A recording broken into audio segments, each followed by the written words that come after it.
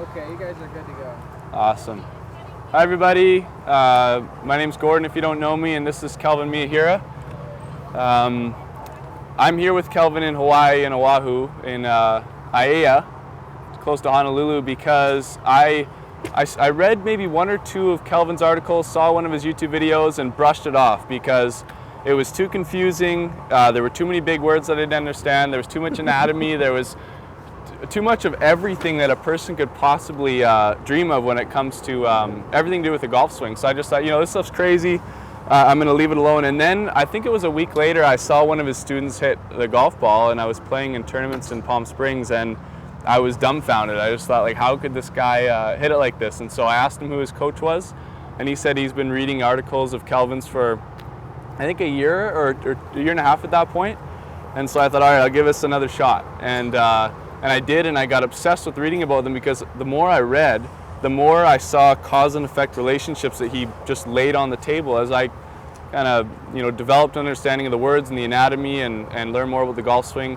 I was just blown away. There's nothing I've ever read or saw that had such a detailed cause and effect.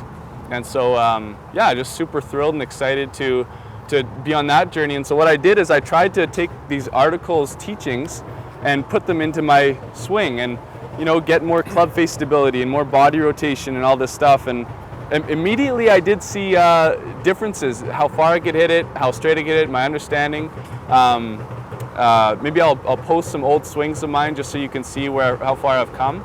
And so anyway, Gabe Ryder, PGA Tour driven, Pure Swing TV, he is crazy enough to come out here. So a couple weeks before he decided that, I said, oh, maybe I'll come with you. So I ended up coming. We've been here for a month, and it's been a chance to learn way more about the golf swing than I ever dreamed I would come across. So Kelvin and I have been, okay, here's the main point I want to make, is I didn't read those articles and then go to the range and film my swing under slow motion, with slow motion footage, slow motion capture.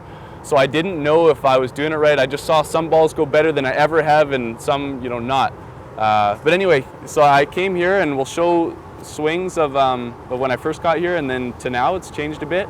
And Kelvin, what I noticed about you is you were different in that you had slow motion camera, you looked at things differently, you looked at anatomy and all this stuff, and I think if you could boil your findings down to a few principles, what would you say those are?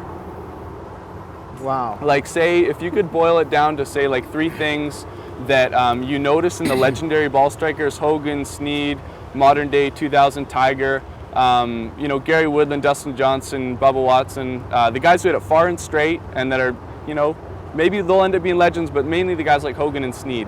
What are the three main patterns you've noticed that maybe other people haven't quite captured and saw in slow motion camera and been able to realize? Well, I think if you start with what is the spine doing, and then what is the pelvis doing, mm-hmm. and then maybe what the shoulders and arms are doing, so that we can understand, again, power generation is going to be from the spine, from the pelvis, and what that's doing. And then the application of that force is coming through your shoulders and your arms. So that means your release pattern ought to be relatively stable and consistent. Because, again, you've got a great drive hold here. There are people, trying to hit it like this and saying, if I only could time it better. Well, I don't think if we even put that to Tiger Woods, he could actually time that.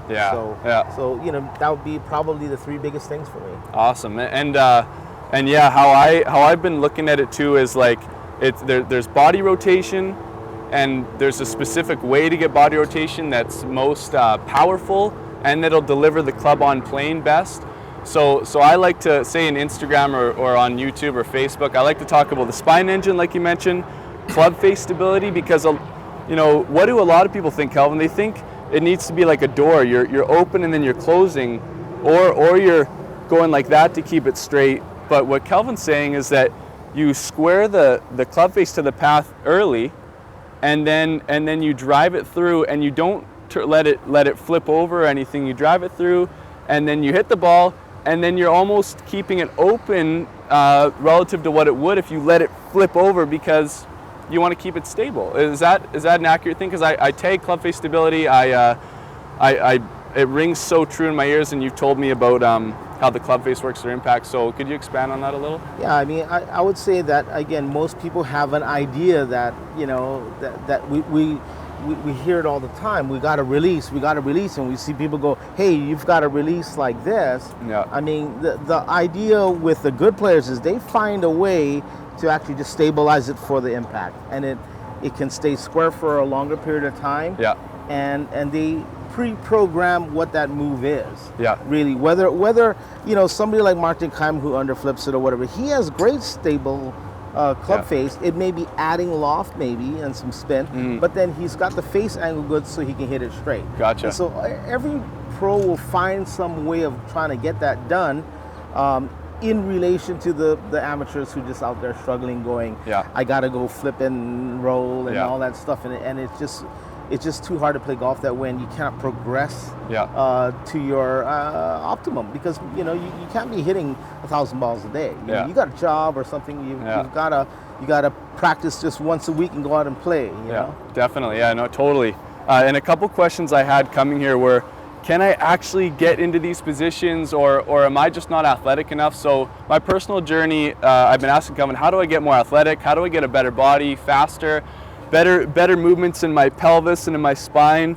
And just reading his articles and knowing what the best are doing and seeing it in slow motion camera, I've started stretching and doing fascia work that I'll go over, and rolling and mobility drills and some speed stuff, and it's really impacted my ability to create speed and then get in these positions, because we'll show my swing before, and it was like as they call goat humping and doing this, and everything would straighten, and it was very weak. I'd hit 7 irons 130, 3-woods from 200 yards out, and I'm a big guy who played hockey when I was younger, so it confused me why I never hit it far. Now I've hit it further than ever, so I'm so stoked to be. Well, and a nice little and then push draw now versus was a pull fade when you first got here. That's so true. Improved tremendously. Yeah, we've improved. The ability to hit the push fade now or the push draw is awesome. Been trying to do that my whole career, my whole golfing career, and we've got. And then my next question was, I can do it. Can other people do it? People that I start to teach and friends and family and such. So I think the biggest thing I've learned here is that it takes a lot of understanding first, so you're not thinking to do something, and then it takes your body, if it's programmed to do something you've done for years, like me, it takes a lot of effort to change those patterns. Your fascia and your neurological system and your nervous system are all so strong in something you've done for so long, it's hard to break a change. So, I've had days here where I get a little bit sore, or something feels really weird, or Kelvin just stands back and just like the Buddha, he just like, yep, you're gonna hit a couple bad ones, but then you'll make some progress. So that's what I've seen. I've been so grateful, and Kelvin, if you have anything else to say for viewers at home starting to work with your material through me, would you give them any advice, or any, maybe not to read your articles, but to just keep questioning, keep asking questions, keep digging for more solutions and trying new things, or what would you say to them? Well, I think the main thing is Gordon understands enough of the swing now so that he can start to point you guys in the right direction in a simple way. Now, just because it's simple doesn't mean, again, you're gonna change 20 years of bad habits in 5 minutes. No. But what we're all about is basically understanding enough so that you can fix something, and then you got to put in some time and effort into working on it. But again, if you're 40 years old and you're going to be playing golf for the next 30 years, I mean, why not take a step in the right direction and build a correct pattern for your swing that anybody should be able to do, because basically when we get into this spine engine, it's basically human locomotion. So if you can walk, if you can run, you can kind of do something athletic, hockey, baseball, tennis, whatever, then we just got to find maybe key movements that you can kind of tap into in your prior sports experience, right? So or even if you were baling hay back then, I mean, that kind of thing. It's really possible to just kind of lock into these patterns, and you'll be good. So you just got to trust that it's going to take some time, but it's better than what virtually everyone's out there is picking off a little Golf Digest. I read this little article and it said, do this and, and soundbite instruction. It just gets you into this, you're just spinning your wheels. Compensation for compensations and never getting to the root of the problem, and therefore never really improving. Totally, and that's why I'm so turned on by Kelvin's work, because when I started, I got my hands on 100 different Golf Digest magazines, every YouTube channel I could, books. I think I probably read 100 golf books. That's maybe not much to some, but maybe it's more, I don't know.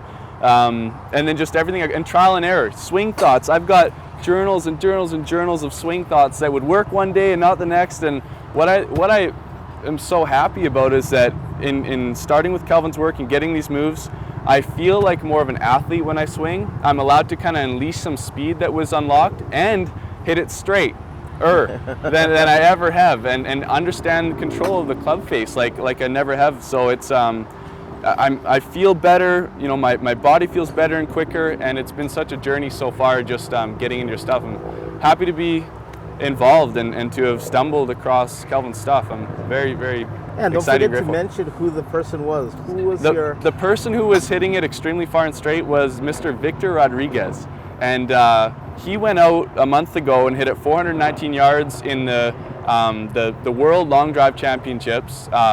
He got beat out by 2 yards, 220 or 400. I'm not used to saying 400 yards. It's crazy. But another guy hit it 2 yards further, so he didn't make it to the next stage and didn't go to the final 8 in Vegas. And then he went out and shot 65 in a pre-qualifier for the Shriners Open the week after. So it blows me away. It's so cool. Crazy. It's nuts. So That's awesome. Yeah, he was a good golfer before, shooting mid